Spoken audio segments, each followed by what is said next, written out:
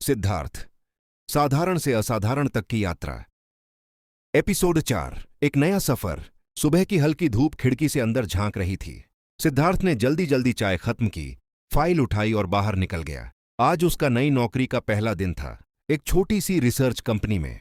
Company का नाम भले ही छोटा था, लेकिन उसके लिए ये किसी सपने के पूरे होने जैसा था।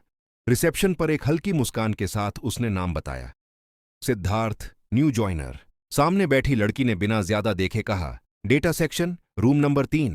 वो अंदर गया तो कुछ लोग पहले से काम में लगे थे। कंप्यूटर स्क्रीन पर नंबर, ग्राफ और रिपोर्ट्स चल रहे थे। सिद्धार्थ को वहीं एक कोना दिया गया। यहीं बैठो और जो शीट दी है उसे अपडेट करो। कई लोग उसे बस एक लोअर लेवल स्टाफ समझ रहे थे।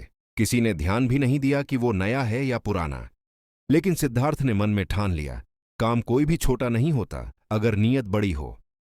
शुरुआत में उसे समझ नहीं आता था कि ये डेटा कैसे काम करता है, कौन सी फाइल कब अपलोड करनी है और रिपोर्ट कैसे तैयार करनी है।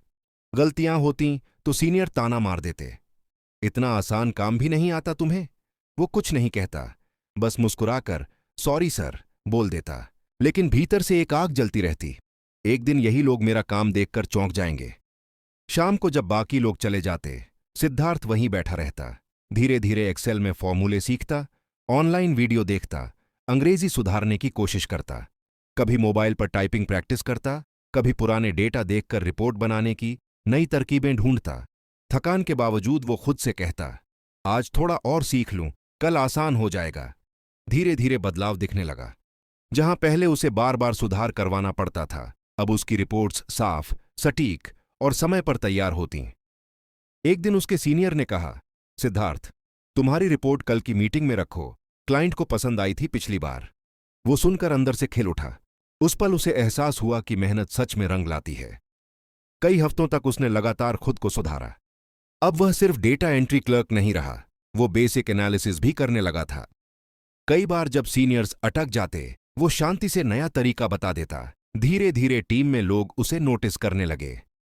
एक शाम जब ऑफिस बंद हो रहा था, उसका मैनेजर पास आया और बोला, सिद्धार्थ, तुम्हारी रिपोर्ट देखकर लगा कि तुम्हारे अंदर विश्लेषण की समझ है। क्या तुम आगे एनालिस्ट टीम के लिए ट्रेनिंग लेना चाहोगे?